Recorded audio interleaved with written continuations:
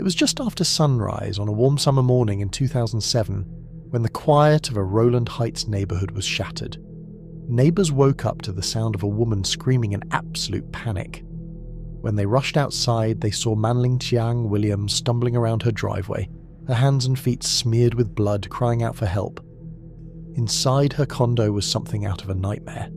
At the top of the stairs lay her husband, Neil Williams, only 27 years old, his body covered in blood.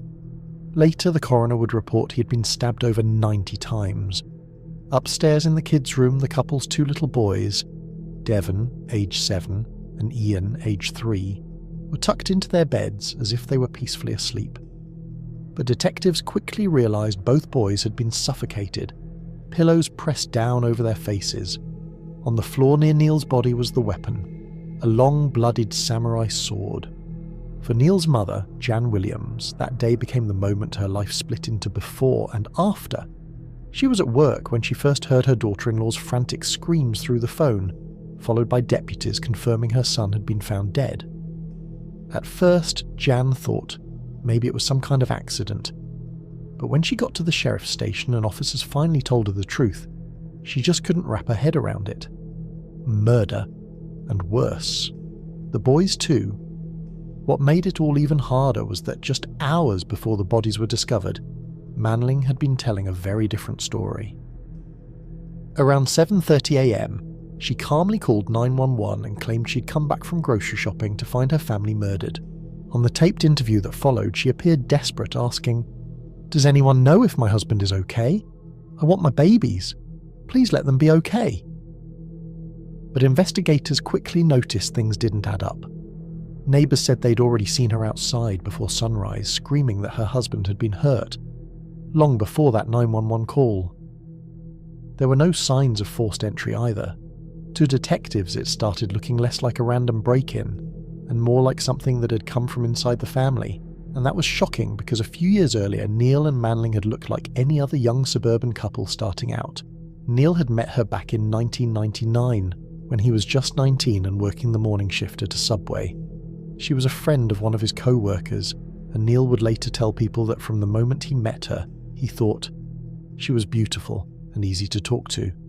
Not long after Neil and Manling started dating, things moved quickly. Manling got pregnant, and by July 2000, their first son, Devon Michael Williams, was born. A year later, they made it official with a wedding in 2001. They even had a bigger church ceremony afterward, and eventually they bought a small condo in Rowland Heights. In the fall of 2003, their second son, Ian Harold Williams, came along. The boys were adored by everyone around them. Devon was the outgoing one, nicknamed the Goofy One, always coming up with imaginative ideas and once saying he wanted to study monkeys when he got to college. Ian, on the other hand, was the mischievous little brother, always curious and into everything. Their grandmother Jan cherished the nights she tucked them in. One night, after singing Puff the Magic Dragon, Devon had asked her in that innocent, fearful way kids sometimes do, "Why does it say a dragon lives forever but not so little boys?" She hugged him close, telling him it just meant kids grow up and move on. But after the tragedy, that memory replayed in her head, over and over. "I promised him he was safe in his bed, and he wasn't," she whispered to herself countless times. For the first few years, life looked normal enough. Neil eventually left his sandwich shop job and devoted himself to raising the boys while Manling worked different jobs, sometimes waitressing. From the outside, they were a picture of a young suburban family just making it work. But by the summer of 2007, those cracks beneath the surface started to show. Court records later revealed that Manling had reconnected with an old high school friend from Taiwan, and the relationship quickly became an affair. She sent him romantic messages and spent time with him, and prosecutors said he was actively encouraging her to leave her husband. One acquaintance testified that Manling had been infatuated with this man for years. Prosecutors would later argue that the affair, and her desire to escape her life as a wife and mother, became the driving motive behind what happened next. In the very early morning hours of that August day, Manling put her plan into action with a disturbing sense of calm. Around 3 a.m, she quietly crept upstairs into the boys' bedroom. She climbed into the top bunk where 3-year-old Ian was sleeping and pressed a pillow down over his tiny face until he stopped breathing. Then she climbed down and went to Devon, smothering the 7-year-old under his SpongeBob blanket. Both boys, sound asleep, never even woke up. What's chilling is what she did afterward. Instead of panicking or showing any sign of remorse, she acted like nothing had happened. Evidence later showed she logged onto her computer, checked her lover's online profile, and even went out for pizza with friends. By the time she slipped back into the condo, dawn was just breaking. Inside, Neil Williams was still asleep on the couch, wearing just a t-shirt and shorts. Manling walked in, went straight to his collection of swords, and picked out the heaviest samurai blade. Then, with him completely unaware, she crept up behind him. Prosecutors would later emphasize how there was no struggle at all. Neil never even woke up. What happened next was pure frenzy. With the heavy samurai sword in her hands, Manling brought it down again and again on Neil. The medical examiner would later testify that she was both slashing and stabbing, over and over, until Neil's body was left with more than 90 separate wounds. When it was done, she simply placed the bloodied sword beside him, locked up the condo, and walked away. By around 6 a.m., the massacre of her husband and 2 young sons was complete. From there, she shifted straight into her cover story. She tossed a few groceries into her car to make it look like she'd been out shopping, then headed back to the condo to put her plan into motion. At 7:30 that morning, she dialed 911 with a dramatic story. She claimed she'd just gotten home to find her husband and kids dead inside. Deputies raced to the scene.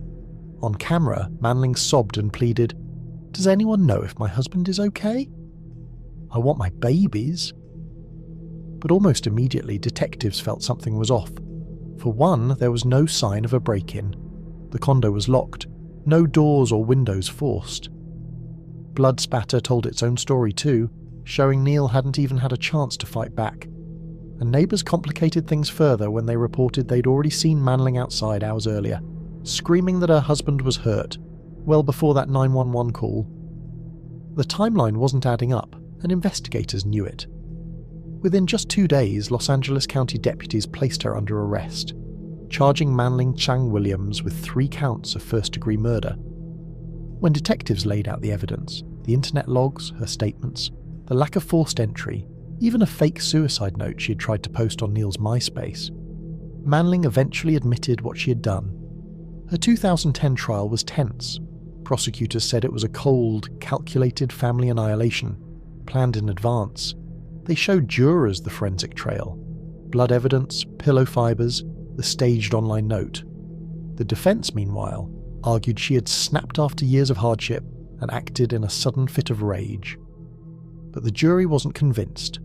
After less than a day of deliberations, they found her guilty on all 3 counts of first-degree murder, so the judge made the final decision. On January 20th, 2012, he sentenced Manling Chang Williams to death.